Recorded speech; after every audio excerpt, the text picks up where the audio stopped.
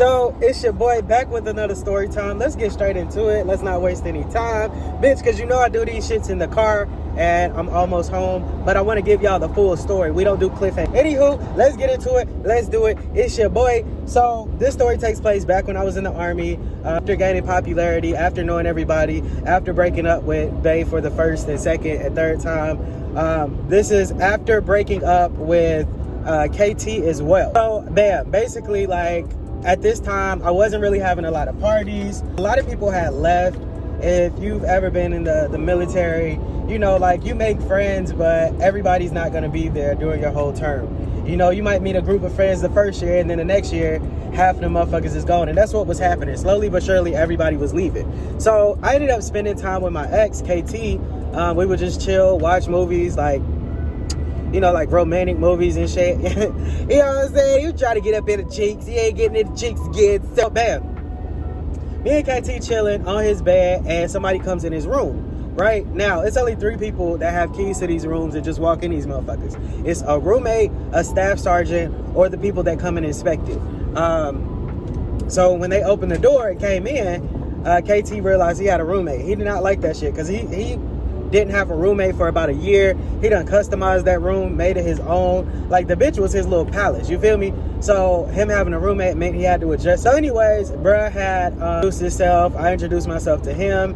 And, you know, of course, he asked the same question everybody asks in the army: what's your MOS and where are you from? So after talking, me and him found out not only that we do the same job, but we're at the same company, and we're both from North Carolina. Yes, bitch. So me and him clicked instantly. Like, he was cool until a few things. Like, they probably would normally be red flags for normal people, but for me back then, I don't care how bad you was, I was always gonna find the good in you. I don't care what annoyed me about you, I was gonna suppress that, right? I'm basically ignoring my intuition. So I went outside to smoke a cigarette. Yes, y'all, back then I used to smoke. Don't judge me, judge your mama, bitch. So I went outside to smoke a cigarette, and he was like, hey bro, can I get one of them? And I was like, yeah, I don't mind giving you one. I don't like them people that continuously ask you for stuff, that always ask you for stuff or whatever. So I didn't mind. Gave him that one. Me and him started talking. He was asking me about, like, life down there, how it was, you know, how's everything. And I was telling him how wild it used to be, but how it's calmed down a lot. So we kind of clicked real quick, so much so that he followed me to my room. I stuck my head in KT's door, and I was like, hey bro, I'm gonna hit you up later. And KT was like, where are you going? I was like, I'm going to my room. He was like, oh, are you coming back? And I was like, nah. Oh, by the way, the roommate, the dude, his name was E, right? So he was like, why he ask you all them questions like that? Is he your sergeant? And I was like, nah, that's just like, that's my dude. And he was like, oh, okay, cool. I don't think he was getting the gist of what I was saying. He probably thought like my homeboy type shit, right? Keep in mind, he still is my ex, but I wasn't playing about him and he wasn't playing about me. So anyways, we go down to my room. He's asking me questions about what's going on in the army, what I used to do when I lived in when I was in North Carolina, all types of things like that. We just basically getting to know each other until later on that night. KT comes in and he sees E there, and he kind of like mugged him a little bit. And, you know, he started talking to me. I guess E got that vibe, and he was like, all right, bro, I'm gonna holler at you later. It was cool talking to you. So as soon as he shut the door, KT was like, I hope that's all y'all did was talk. And like, with a straight face, I started laughing. I thought he was playing. He looked at me with this scary ass straight face, and I realized, like, oh, he was not playing at all. Like, he's not playing. I was like, nah, bro, we was just chilling. Like, we ain't even on that type of time. And he was like, yeah, okay, cool, and just left. Like, he left kind of mad. So, you know, that night I kind of stayed up a little bit, cleaned up, did different shit. I can't really sleep when Bae is mad at me. You know what I mean? I can't sleep when Bae is mad. So the next morning, E had came down to my room and knocked on the door. I'm glad he did, because boy, your boy's about to miss formation again. And me and him walked to PT together, and, you know, we was just kind of talking. And okay, so everything was cool. Like, he came on like a Wednesday, and this was Thursday morning. So Thursday we did our training. You know, he introduced himself to everybody. And one of my homegirls, who's also from North Carolina, she had picked up on something that I didn't really like notice, but I started noticing after. When he introduced himself, You know, he was like, hey, what's up? My name is E. Like, he started off in a southern accent, but when he got done talking, it was straight New York. And I remember when I was asking him where he was from, he was saying he was from North Carolina, but he was born and raised in New York. I was like, oh, okay, that makes sense. But like his accent has switched. And she was like, why his accent switched like that? And I was like, oh no, I'm just not noticing that shit. But I noticed he did that shit often, right? So the whole day throughout work, Bruh's asking me and other people for cigarettes, which is cool. I don't really mind. I don't care, because I look at it as like, okay, you helping me get rid of these. You know what I mean? Like, I'm not going to smoke this whole pack or whatever, because nigga, you about to have half of them. So bam, Friday comes, we get off of work early. I have a party.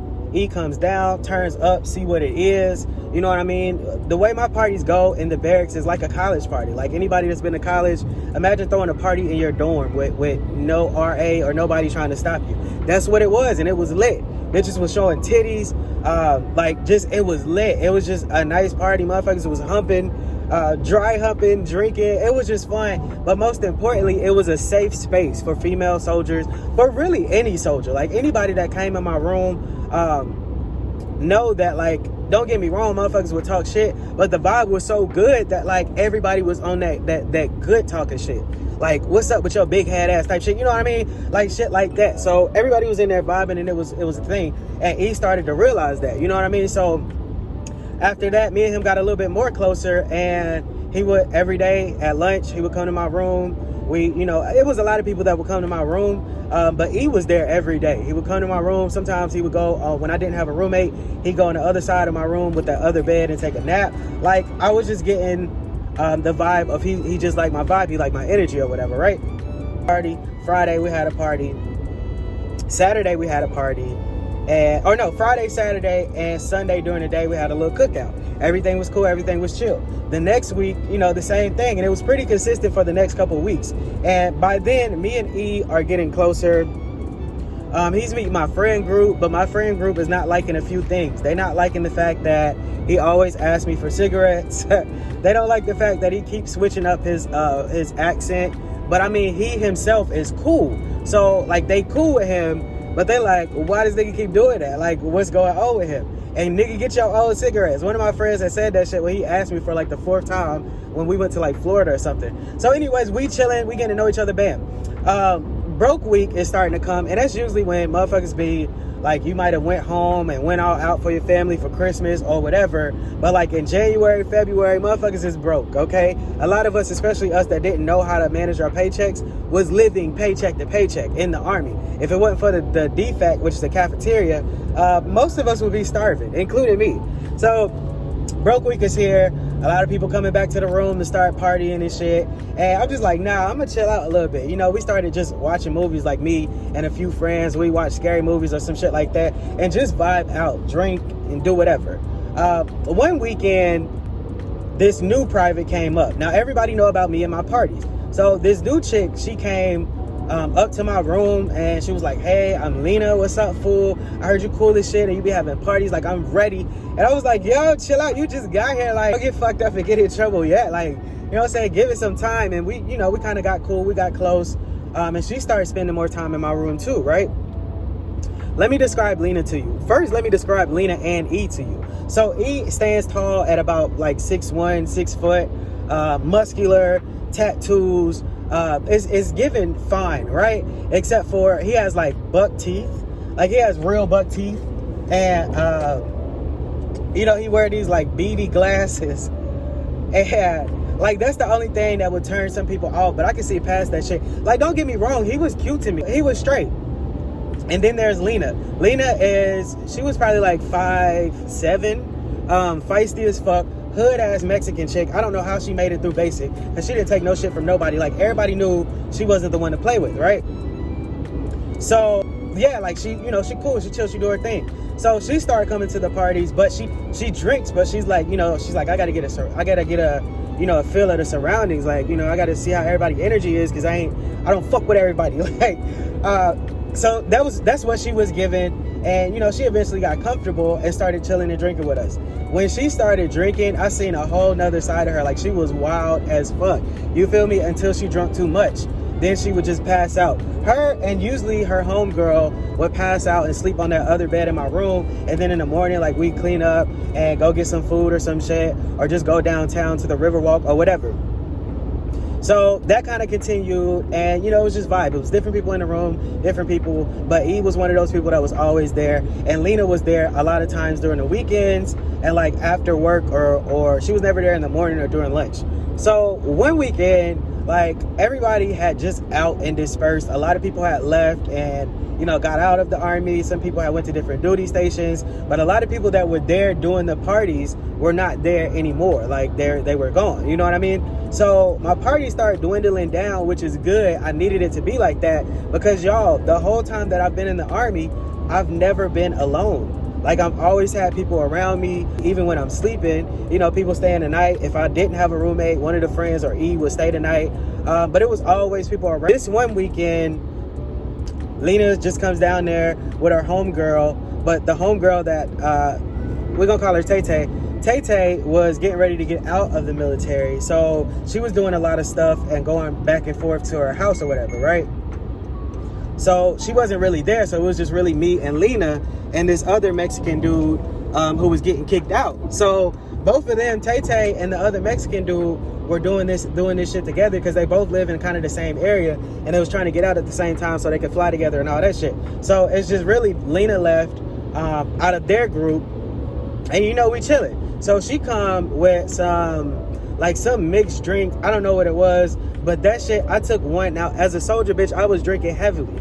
For me to take like one little sip of this shit, and it already had me feeling some type of way, I was like, oh, okay, my friend. Because the shit that had me feeling good or whatever, right? So we chilling. This white boy that lives next door and has the biggest, listen, I have never seen one that looked like this. Like, me and him was, and I swear I thought he was straight until he pulled this little stunt. And baby, it's gonna be a whole nother story time, but let's just say it was not disappointing. He didn't even look like it was small, but I just didn't expect it to be like that. Like, somebody in your family had to be black, but he's one of them white dudes from Utah. Like, he was so white, like white. But anywho, yeah, me and him were talking, and, you know, doing our thing. Lena was in my room drinking, listening to like some reggaeton, and like just chilling, you know, just doing her thing. I don't mind coming in. My bad, I'm trying to let this bitch get in. But anyways, so yeah, like, everything was cool. He comes down there with a bottle of Paul Masson, and he like, shit, you not having a party? And I'm like, no, bruh. I'm chilling out a little bit, you know what I mean? We just gonna chill in the room. And he was like, oh, okay, that's cool. Like, you mind if I chill with you? And I was like, yeah, that's cool. But Lena in there, he was like, oh, old chick from First Platoon? And I was like, yeah. So he went in there. I guess he introduced himself because, like, they never met, but they seen each other. He introduced himself or whatever, and, you know, they were doing their thing while I'm outside talking to the Mayflower. Shout out to Kiss My Grits and Submissive Tammy, because that's where I got that from. If you don't know who they are, just download the Stereo app and check them out, okay? Check a lot of people out, because there's a lot of dope people on there. But yeah, Stereo ain't pay me to say this. Y'all know I don't play about my money. But anywho, so the Mayflower, I was talking to the Mayflower, and, you know, they in there chilling for a minute, right? So we out here talking for like 30, 45 minutes. I go check on them, and E is standing up by the TV, and Lena is like drunk. Like she just laying on the bed. Like, you know how somebody, when they real drunk, you can see it in their face and their eyes. And I was like, Lena, you good? Yeah, fool, I'm good. I was like, drink some fucking water, bro. Drink some water. And she was like, nah, I don't need that shit. And I was like, yo, yeah, you do. Like, get up and drink some water. So she got up, she drank some water. I think she hit that shit too fast, because they had hit me, right? But it kind of came down fast. So I ain't really want another shot of that, because that shit was scary. So, you know, she drinking water or whatever. And, you know, E comes out, and he's like, hey, I'll be right back. The bottle in there if you want a shot. Don't let nobody else get a shot of it. Nigga, this is Paul Masson. Like, This is not, what is it, Ace of Spades? This is not Ciroc. This is not Hennessy. This is Paul Masson, my guy. But I was like, okay. So he went somewhere and came back, and he was like, shit, old girl still here? And I was like, yeah, she in there laying down. She probably tired and fucked up, head spinning and all that. He started laughing. He was like, she ain't really no soldier. She ain't really no soldier. Just talking shit, just playing around. So he went in there, and I heard him say, hey, Lena, old girl, get out. Like, just talking shit. So I'm not really paying attention to them. I'm outside talking to the horse-hung Mayflower and just imagining what that D would be like. Nah, I'm joking, but I'm serious. So I noticed they in there for a while, and I'm like, hey, hold on 1 second, because bitch, what you not gonna do? If I'm not getting none at the same time, y'all are not about to smash in my room. You feel me? Because I know he that type of person. Like, he done had 4 or 5 girlfriends in the around this time. He's been in for like about 6-7 months, but he's had a shitload of girlfriends. So I'm in there, and I don't see them on my side at all of the room. And the way the room is set up, think about a hotel room, right? You know those hotel rooms with the double beds? You know how they have like the double beds on one side and the bathroom on one side? It's basically the same setup, except for there's a wall in between the beds, and that's how the room is divided, right? But one side is offset a little bit. But the bathroom is set up the same way. The sink and the thing, or the sink is on the outside, but the toilet and shower is on the inside. So he's standing on the outside of the bathroom, and you know, I'm like, what's going on? He was like, bro, she just started throwing the fuck, like, I heard her start gagging, and I knew she was about to throw up, so I helped her to the bathroom. And I was like, oh shit, that's what's up, my guy. Like, you know, she'll be straight, she'll be good. Just keep an eye on her. He was like, yeah, I got you, bro, I got you. So I go back outside. I'm talking to old dude. And me and him was talking about some like off the wall shit. You know what I mean? Like, white boys are different. I'll just have to tell y'all that in another story time. Not all white boys, but like hung white. Nah, I'm joking. But for real, they're different. So, yeah, like me and him talking again. Some other people come up. They talk. Some other people trying to bring drinks and shit. Like, oh, you want to throw a party? No, nigga. No, I'm not throwing one tonight. We just gonna sit out here and chill. So I go in the room, like, you know, to kind of check on them. And I see E is sitting on my bed. And I'm like, yo, where's Lena at? He was like, oh, she's still in the bathroom. I was like, damn. And I was like, Lena, don't blow my shit up, or you're gonna have to clean it up. Meaning, don't poop. Everybody knew that I had one rule, and that is don't shit in my bathroom. Why? Because I don't want your shit germs in there. Okay, bitch? I don't want your shiitake mushroom germs just floating in the air. The only shit germs that should be in there is my shit germs. So, you know, I'm playing, but she didn't really respond. They didn't really sit right with me. Yes, I'm kind of tipsy by now, but it just didn't really sit right with me, right? So I kind of like knock on the door. I crack the door, and she's like kind of coherent, but she's kind of not. Like, she's mumbling, and it's getting to a point where it's low-key kind of scaring me. But, you know, when I had called her homegirl, Tay-Tay, I was like, yo, did Lena be getting fucked up? Or, like, she got this drink, and she was like, oh, yeah, she be getting fucked up, but only if she cool with you. And I was like, okay, because she fucked up as hell, mumbling and shit. Like, I'm trying to figure out if I should take her to, like, the hospital or what. And Tay-Tay was like, nah, that bitch be getting drunk. Like, just give her some water or something and she'll be good, you know, and let her lay down or whatever. So I was like, okay. So I was like, Lena, look, I got some water out here for you. When you get good, you're probably going through the spins right now, but yeah, I got some water for you. So after that, like, you know, I'm going back outside talking to everybody, mainly focusing on the Caucasian, and like, you know, something hits me, right? I'm talking to the dude, and the white boy is like, hey, bro, you want to just go for a drive? You want to go off-road? And I'm like, yeah, but real quick, let me check on them, right? So I cracked the door, like, to listen and look in the room, and I noticed that E is not where he was at. He was sitting on my bed, and I'm thinking he probably just went back to go check on her. But something told me to go make sure, right? So I go towards the back of the room, and I don't see E. And I hear in the bathroom, like stuff moving, and I'm like, are these niggas fucking? I didn't know in that moment. I was like, are they fucking? And then I thought about it. I was like, but she's too fucked up. Like, she can barely talk to me. Like, you know what I mean? Like, the shit didn't seem right. And Lena had told me that she had a husband. Like, you know, he hood as fuck. A hood-ass Mexican husband. She loved him. So, I'm like, yo. Like, I'm thinking, is she cheating? And then I thought about that shit, how much she said she loved him and shit. And I was like, nah, I'm about to stop these niggas. And I know y'all like, bro, you a cock blocker. Probably. But if you my friend and you tell me some shit like you really love somebody and you want to be around somebody, I'm not going to let you do something fucked up so you can be like, you know, when you get sober, you'll think about that shit and it fuck up your whole mood or whatever, right? So I'm knocking on the door and he like, wait, we good. She good. We chilling. I was like, Lena. I was like, nah, y'all not good, nigga. So I started opening the door. Y'all, he could not do what he was trying to do fast enough.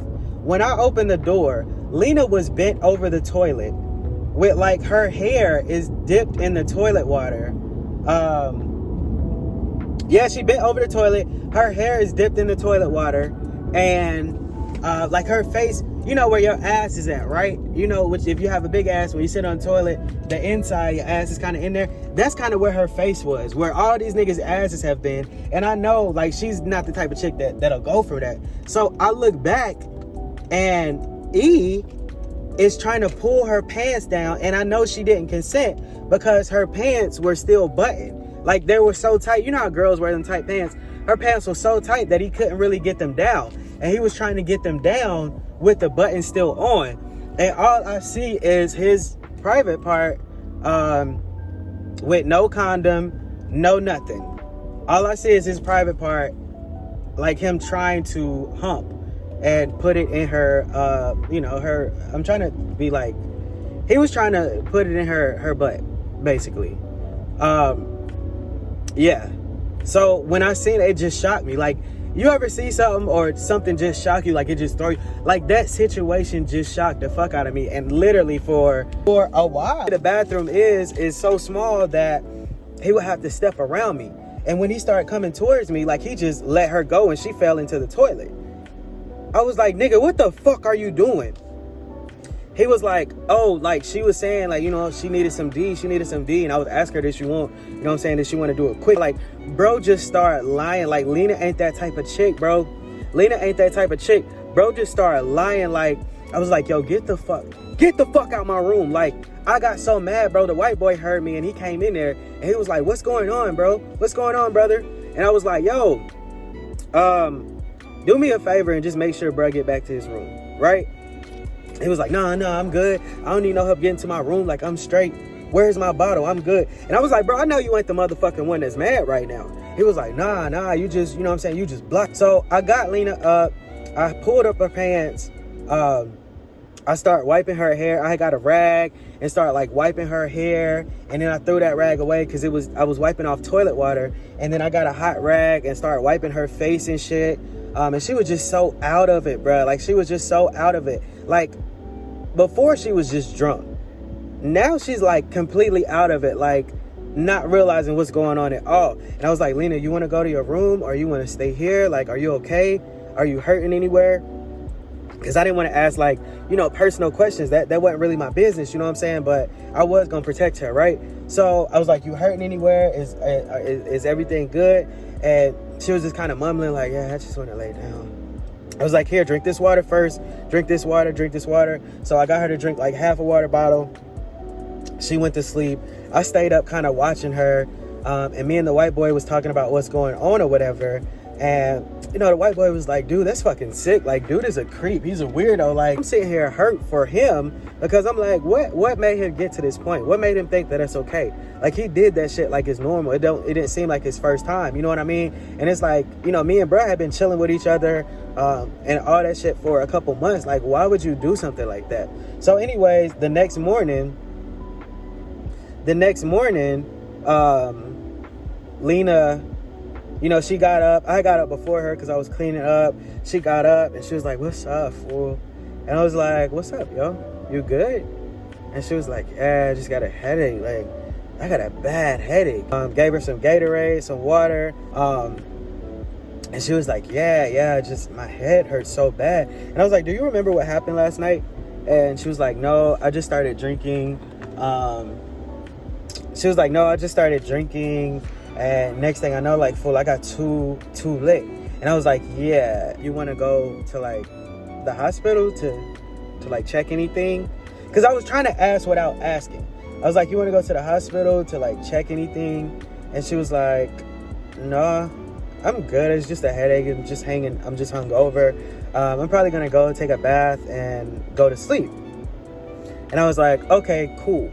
Luckily, Tay-Tay had came back because, you know, she had to clear out some more things. And I told Tay-Tay what's going on. And I know y'all like, why are you telling all these people? Y'all, one, I could hold water back then. But one, I was so shocked that I've never seen nothing like that happen. Like, I've never heard or seen no shit like that happen.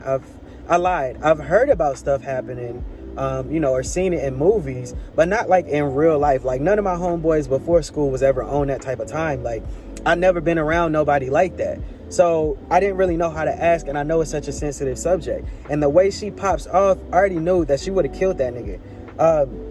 But anyway, so I told Tay-Tay, and Tay-Tay was like, I got it. I'm glad you didn't say nothing about it. I got it. I know how to talk to her. Like, we'll handle it. So Tay-Tay went up there, stayed with her while she was sleeping. And then when she got up, she told her what happened and what was going on. Lena was mad as shit.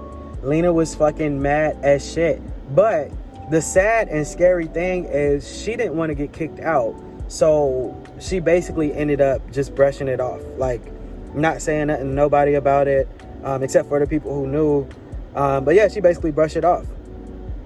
And E stayed in for a couple more weeks, and then he ETS'd, which means he went to another duty station. Now, I had talked to E a couple years ago, right before COVID. I have a Facebook, but I deactivate it like forever, and maybe get on it once or twice a year.